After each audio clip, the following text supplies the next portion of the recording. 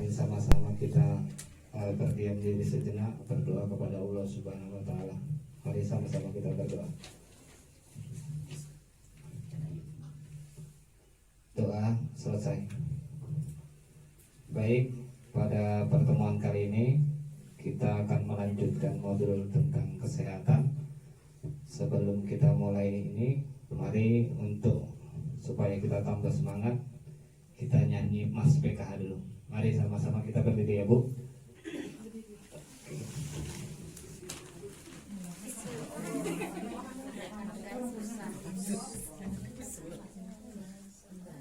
Sudah Bu, berdiri semua.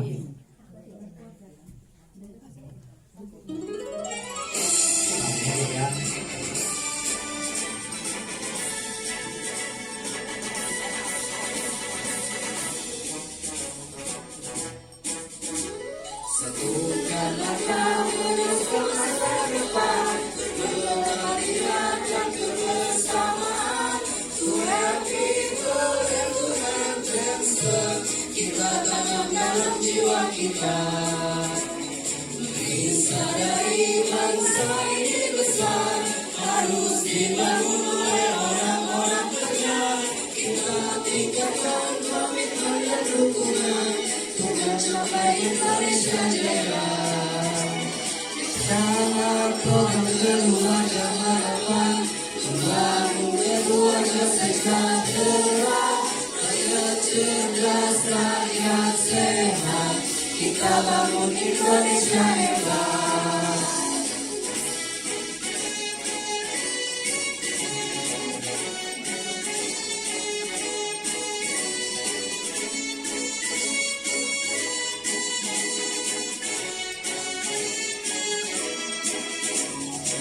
Bisa dari bangsa ini besar, harus dibangun oleh orang-orang cerdas. Kita tingkatkan komitmen dan dukungan untuk mencapai Indonesia Jaya. Program keluarga harapan, membangun keluarga sejahtera, rakyat cerdas, rakyat sehat. Kita bangun Indonesia hebat. Program harapan, membangun keluarga sejahtera, rakyat cerdas, rakyat sehat. Kita bangun Indonesia hebat. Kita bangun Indonesia hebat. Kita bangun Indonesia sejahtera. Indonesia Jaya. Oke Bu, tepuk tangan kita.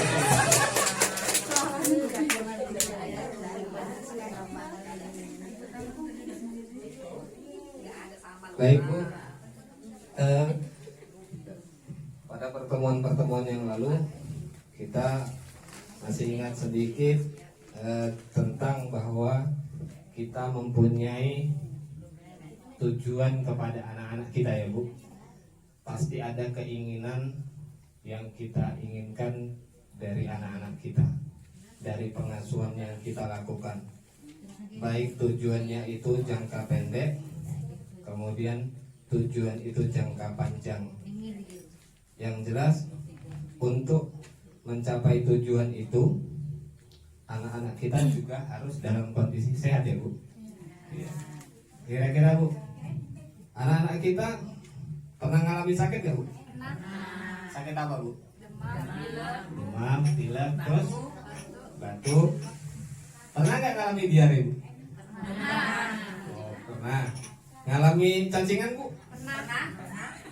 Kemudian ada anaknya yang pernah terjangkit malaria Bu? Oh belum, daerah sini berarti belum ada ya Bu. Nah, pada pertemuan kali ini itulah yang mau kita bahas atau yang mau kita obroli, yaitu tentang bagaimana supaya anak kita itu sehat sehingga pertumbuhannya tidak terganggu. Karena harapan kita akan bisa terhalang jika pertumbuhan anak itu terganggu. Jadi yang mau kita bahas dulu adalah tentang penyakit diare. Jadi Ibu, menurut ibu-ibu lah kira-kira apa yang menyebabkan anak itu terkena sakit diare?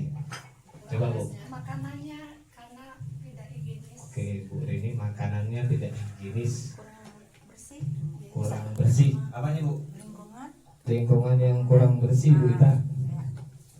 Terus Bu, ada lagi?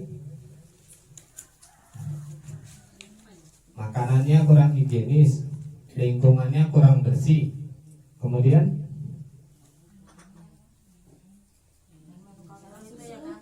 daya tahan tubuh anaknya menurun. Kemudian kira-kira Bu, pengalaman Ibu lah ini. Kita sering-sering pengalaman Ibu. Kira-kira kalau anaknya diare, Ibu cemanain? Sebelum pertolongan pertama sebelum kita bawa ke dokter atau ke puskesmas. diobati, diobati. Oh, kata Bu Ita dikasih oralit, dikasih air garam sama gula. Alami yang kemasan juga ada. Kalau baru setelah itu kalau nggak mampet juga baru dibawa ke dokter ya Bu. Jadi tentu kira-kira supaya diare ini tercegah, kira-kira apa yang kita lakukan Bu? Jaga kebersihan lingkungan, makanannya. Kalau mau yang makan cuci tangan, kebiasaan cuci tangan, kemudian Menjaga kebersihan lingkungan ya Bu. Kebersihan pakaiannya terpengaruh nggak Bu? Berpengaruh, berarti kebersihan tubuh anak juga kita perhatikan. Kemudian kebersihan yang ada di lingkungan. Oke Bu, sama-sama kita lihat kemari Bu. Ada video ini kita tonton sama-sama biar sama-sama nonton kita dulu.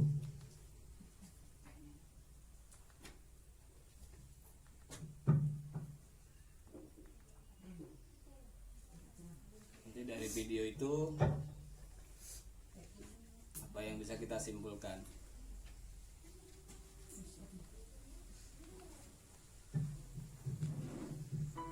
Nampak Bu dari sana?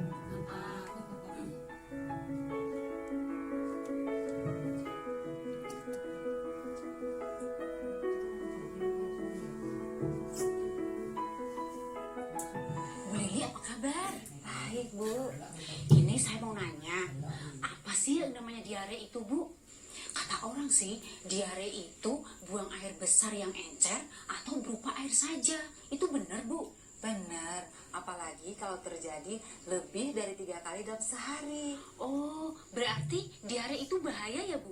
Bahaya, anak akan kehilangan banyak cairan dalam tubuhnya. Oh, saya ingat Bu, waktu itu di posyandu, katanya kalau anak kita kehilangan banyak cairan, mengakibatkan tidak sadarkan diri, dan kalau tidak ditanggulangi dengan cepat Bu, akan mengalami kematian. Serem Bu, apa benar Bu Lili? Iya tuh Bu, benar. Padahal Bu, saya pikir kalau anak saya lagi diare itu, tubuhnya lagi berkembang dengan baik, dan itu bagus Bu.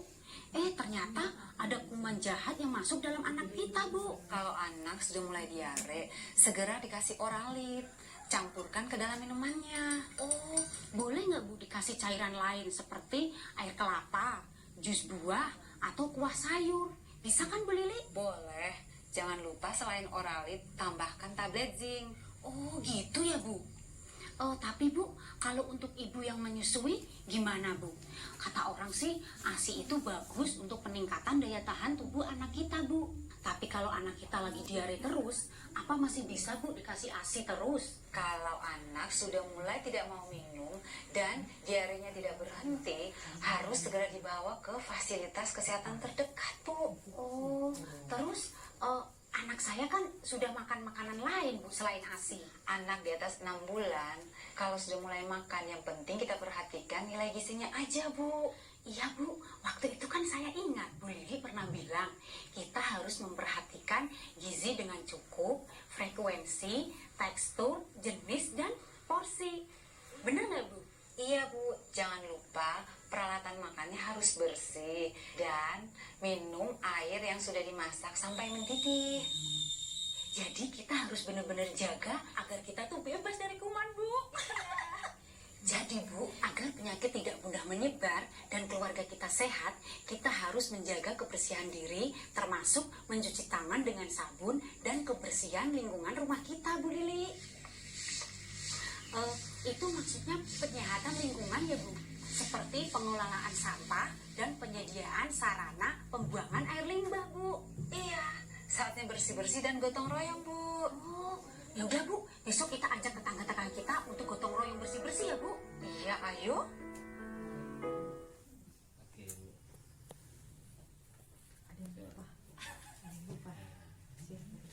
Coba Bu, tadi perannya siapa namanya Bu di sini? Lili sama Tati. Siapa Bu? Yang jadi berperan sebagai petugas kesehatan ini siapa Bu? Guru Lili. Lili, kemudian warganya Tati. Rati.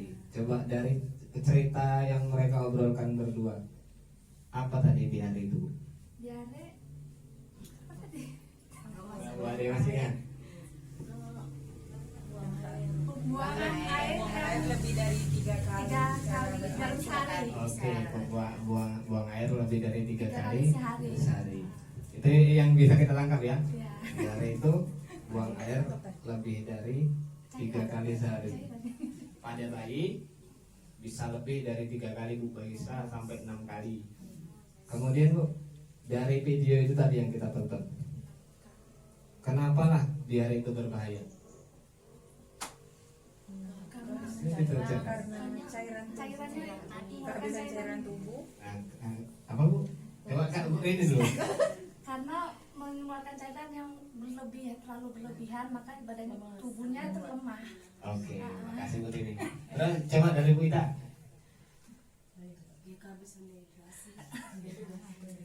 Kehabisan cairan tubuh Kehabisan sehingga cairan buat- tubuh.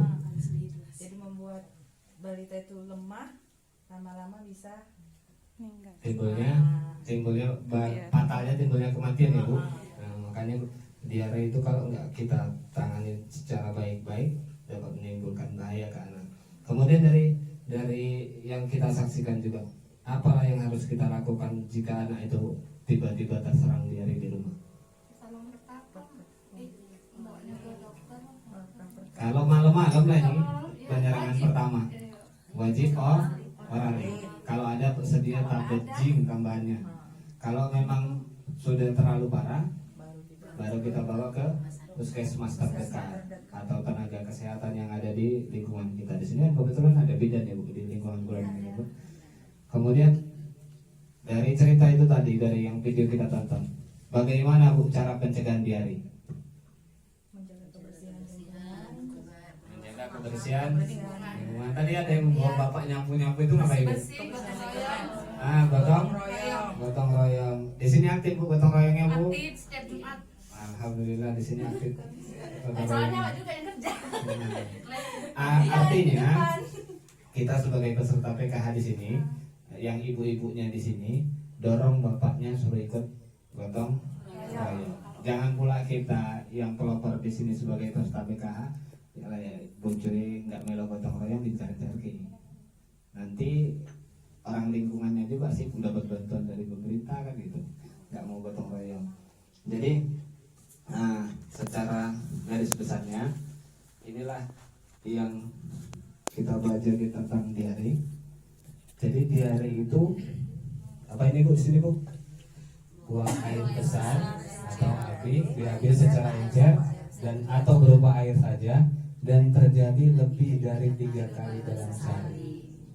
Nah, normalnya berarti 2 kali atau 1 kali. Kalau udah lebih dari 3 berarti udah termasuk ke dalam kategori diare. Kemudian ketika anak diare, berikanlah oralin atau cairan setiap anak BAB dan tablet zinc sesuai dosis.